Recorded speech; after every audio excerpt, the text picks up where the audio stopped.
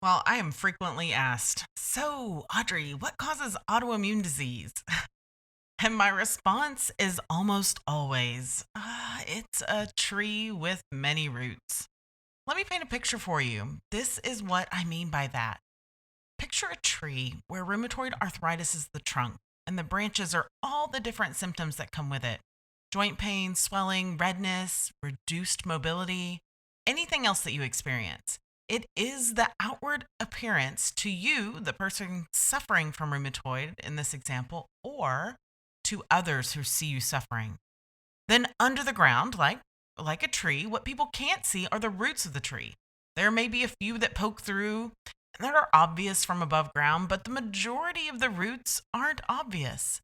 It's how we land at rheumatoid arthritis is not a disease of the joints. Just like psoriasis is not a disease of the skin, it's much more than that. And that might leave you feeling prickly for me to say that rheumatoid arthritis is not a disease of the joint. It's not. It's not a joint problem. And same with psoriasis, not a skin problem. The skin and the joints are symptoms. They are branches, if you will. It's those roots that you can't see underground. Those are what cause autoimmune disease. At least that's where you'll find the cause for your autoimmune disease. It's where you find the cause or the issue that's causing the problem. And it's where you'll also find the cure, the relief, the remission. That is where you start your revolution.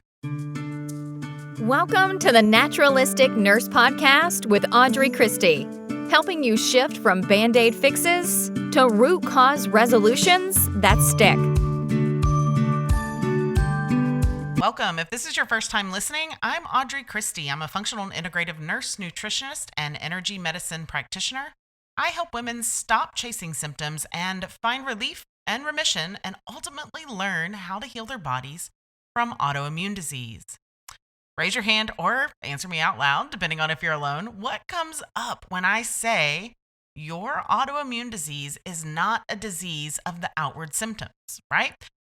So like I was saying, so your psoriasis is not a skin problem. Your rheumatoid arthritis is not a joint problem. Your fibromyalgia is not a pain problem all over your body. It's not a nervous system problem, right? So how does that make you feel? And what if I told you that treating it as such actually makes your condition worse? It causes additional autoimmune diseases, and it starts something that is referred to as polyautoimmunity.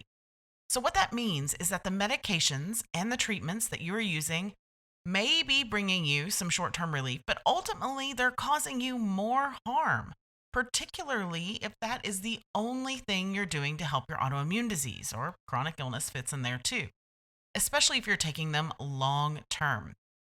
Even over-the-counter medications like Advil, Aleve, ibuprofen, antacids, and this is going to be an unpopular opinion here, but even if you're taking fistfuls of supplements, this can be a form of masking your symptoms instead of finding and treating the root causes so that you can stop fighting and conquer your autoimmune disease. So what causes an autoimmune disease? Well, as I mentioned, it is in fact a tree with many roots. And although there isn't a singular root cause for autoimmune or, as a whole, right, or a specific autoimmune disease, there's what I like to refer to as a recipe. There's a particular recipe for autoimmune disease, and it's a combination of three things, three ingredients, right? Genetic predisposition, loosey-goosey intestinal permeability, which just means a leaky gut, and an environmental trigger. So let's touch on each one of these. First stop is your genes, not the ones that we're all avoiding wearing, right? Because nobody wants to wear pants with a button. But the genes is in your fancy genetic code that makes you what you are today. It's a real common misconception that the reason you snag an autoimmune disease is because you were gifted a particular set of genes from your parents. That's not true. I mean, you did get a particular set of genes from your parents, but that's not why you have an autoimmune disease, even if your mom and grandma and aunts and uncles and everyone has that same disease. While it can be true that there is a genetic component to autoimmunity, it is now well proven that that's just one itty bitty piece of the puzzle.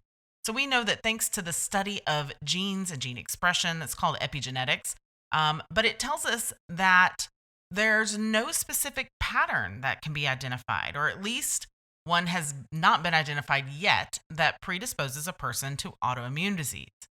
Instead, what we do know is that we have particular genes that can be present or missing, or turned on or turned off. And those can help us understand the problems that lead to autoimmune disease. So that's part of those roots I was talking about.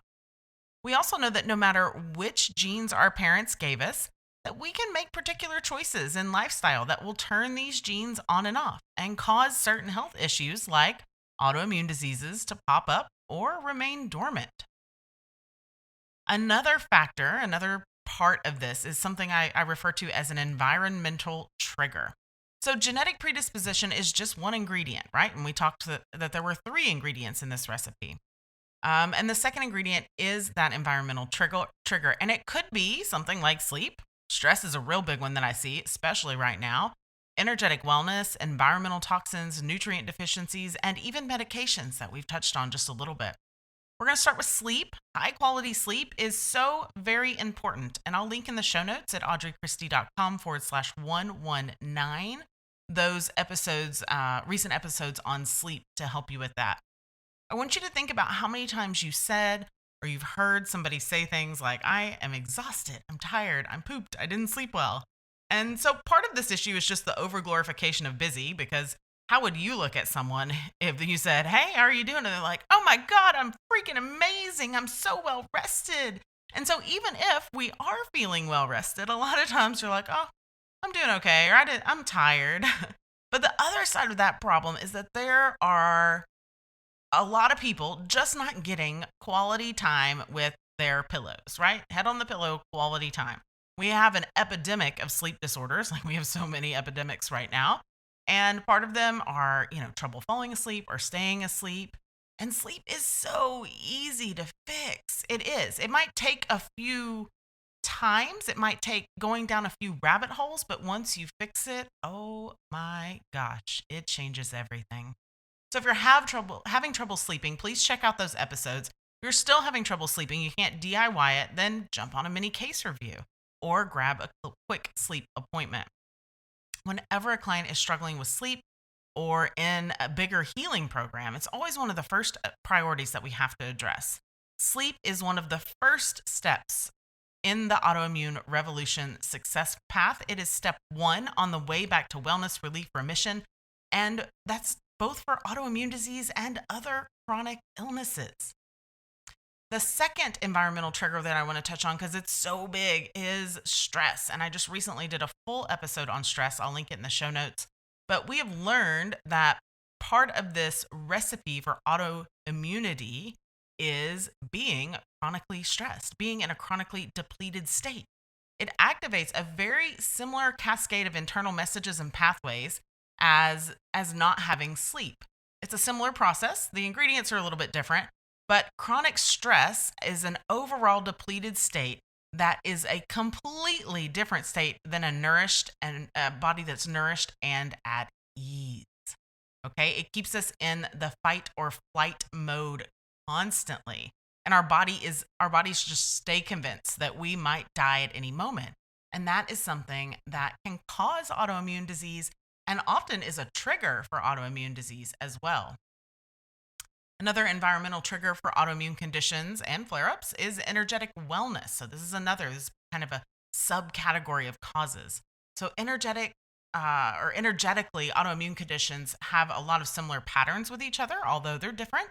But often it is sort of taking on problems on your shoulders, putting problems on your shoulders. So oftentimes we find that these are empaths or empathetic people that kind of take the burden of the world or the family or the finances or work and kind of hold on to it on their shoulders rather than accepting that it's not just their issue.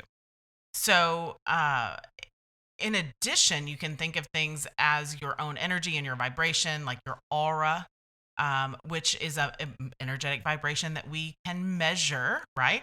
And so we know that disruptions in that auric pattern, in that bioenergetic field, eventually make their way to disruptions in our human suit. So it could be an acute illness like strep throat or an ear infection, some sort of cardiac event or even a gallbladder, all of these things happen as vibrations, vibrations in that energetic field. And then you can see where how it moves forward, where that started, where that ignited, how it moves forward, and then becomes an autoimmune condition. Another environmental aspect is nutrient deficiencies.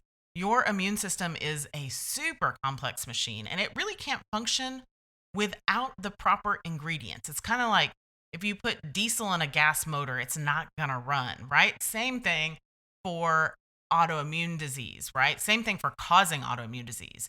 Same thing for your immune system. It's a complex machine, and if you put the wrong fuel in it, then it's not going to work right. So the most common nutrient deficiencies I see are things like omega-3s, vitamin D, B vitamins, selenium, zinc, and magnesium. That's probably the top 5 or 6. But don't worry, I don't want you to go buy those supplements, right? Because that only masks the problem. It might be necessary temporarily, but it won't fix the problem. You have to fix it in other ways. And then lastly, but certainly, well, 2 more really. There's environmental toxins and medication triggers. And for environmental toxins, I really want you to think about all the things that you put in your house in the name of cleanliness, and you put on your skin and your hair in the name of beauty. When is the last time you flipped over your moisturizer, for example, to see what damaging chemicals you're putting in your body every single day? There's lots of little apps that you can use to find out how toxic that stuff is. You just scan the barcode. My favorite is Think Dirty. But environmental toxins are one of the many reasons why I use all natural plant-based cleaners. I use all natural plant-based makeup, mineral-based makeup, moisturizers, all natural skincare, because our bodies haven't genetically and biologically evolved to manage the onslaught of everything that's thrown at us chemically. Not to mention sort of the loosey-goosey, if you will, rules and regulations of the FDA. They just don't do a good job. Certainly not as good as some of the European Union countries, but I would go as far as to say they just do a bad job, okay? But most of that is in your control. You can look at stuff and, the natural stuff often works better and is way cheaper. It's under your control to avoid those things. And the last environmental trigger is medication triggers. And, I've covered that in a few previous episodes, and I'll be doing a deeper dive on each of those in upcoming podcasts, but you can see the consequences or review the consequences of common medications in transcript and podcast, and I'll link those on the show notes page as well. So that kind of leads us to the third part of the recipe, which is leaky gut, right? That's that loosey-goosey gut, that intestinal permeability. And so the interesting part of all the autoimmune causes, all the autoimmune triggers that I've mentioned, is that it really leads to this third part of the recipe. It leads to leaky gut. In big fancy words, those things that I've mentioned cause an immune dysregulation in the lining of the gut, specifically at something called the gut-associated lymphatic tissue, or GALT. Woo, that's a big fancy definition, right? Basically what that means is that there is chaos in what is allowed to pass through the gut lining, and when things pass through, or when things pass through that shouldn't, they make it through the gut lining because those cells in the intestines are loosey-goosey. They're literally not tight junctions anymore. And it sets the body up for system-wide inflammation. So rather than a cause or a trigger for autoimmune disease, you can think of this third part of the recipe as the gateway for autoimmune disease, right? It's the key site that allows our immune system to be overexposed, to be continually insulted or assaulted. And it causes that immune system to go into a hyper alert state. When you're constantly assaulted, you're hyper alert. So you can think of, if you've seen somebody physically punish a dog, so they spank a dog, or even smack a human around. But if you see somebody who is physically, or a dog that's been physically reprimanded, then anytime you raise your hand or a pillow, then the dog cowers, right? Well, your immune system takes the opposite approach. Your immune system gets hyper vigilant, hyper alert, ready to fight. And so the immune system goes from triggering the type of inflammation that causes healing to triggering a long-term, total body aggressive inflammation. And when this happens, it's because the selective ability of what goes into our bloodstream via our via our intestinal tract, via our digestive tract, is gone. A lot of people don't realize there's only one way. Well, there's two ways. There's only one way that doesn't run the risk of killing you as often to get something from outside of your body into your bloodstream. You can either take a direct path, so cut it open and stick it in, stick a needle in, run it IV, that sort of thing, or you eat it, you swallow it, right? So what happens when there's this chaos is that selective ability of our immune system stops working right because it's getting exposed to all kinds of microbes. Microbes in the breeze, semi-digested food, all the chemicals on a regular basis from our food as well. And that, my friends, is what causes autoimmune disease. So with all that information, what the heck do we do about it? And honestly, the solution sounds so simple. And once you make up your mind to do it, you stop, you prioritize. And especially if you're in an active autoimmune flare, you seek out that root cause. And you have to recognize that autoimmune disease is the end result. It is the branches of the tree. And you have to find out what's going on in the roots. Once you do that, you get to stop fighting, stop being a warrior, start a revolution, and become an autoimmune conqueror. So if you're suffering from an autoimmune disease, you're tired of fighting, you don't want to be an autoimmune warrior anymore, you're ready to stop messing around in the branches of the tree and treat the roots, then let's get you started on your autoimmune revolution. I've created a free resource for you. It's called 5 Steps You Can Start Today to Begin Healing Your Autoimmune Disease. And it is super simple steps that you can take right now, many addressing some of these common causes. And you can download it for free on the show notes page at audreychristie.com/119. And it always lives at audreychristie.com/autoimmune. To wrap this up, let's talk about how to mitigate some of this stuff. And like I said, you can get more in the download, 5 Steps You Can Start Today. But sleep, I'll link in the show notes to all the ways you can sleep. You can fix your sleep. Stress mitigations, right? You can work on stress yourself. And if you need bigger suggestions, I talk about this all the time in the Wellness Circle. Energy work is a beautiful practice that you can do. And I love teaching people about it right there in the Wellness Circle. You can also start reading labels. Grab that Think Dirty app. It's free. And check all the products around your house, including the ones that you wash your dishes, your laundry, your dishwasher detergent, your shampoos, conditioners, cosmetics, everything, sunscreen. It's all, information is at your fingertips. All you have to do is go get it. And then leaky gut. There's a whole host of things that you can do to help your body heal from leaky gut, some of which is taking probiotics, but mostly it comes from eating good food, eating plants, mostly plants, right? Eating a lot of them, making sure they're organic, and you're eating fermented foods as well, and your body will take care of that itself. So I hope you have learned some really great takeaways, some steps for you to take and be ready to begin your autoimmune revolution. Thank you so much for tuning in. If you have a second, it would mean the world to me if you could leave a rating or review. It helps me help more people start an autoimmune revolution themselves. I would be so grateful. And I hope you have the most magical rest of your day, friends, no matter where in the world you are. I challenge you to leave your world, however you can, a little better than you found it when you got up this morning. Be well.